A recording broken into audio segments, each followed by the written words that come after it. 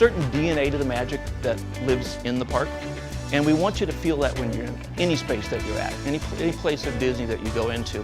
We want you to feel that same way. It's not what it looks like as much as it feels. So we try to bring that same feeling in here so that you feel like you're at home, you feel like you're at Disney. Ink and paint jars are one of the things that were left over in the store, as the story goes.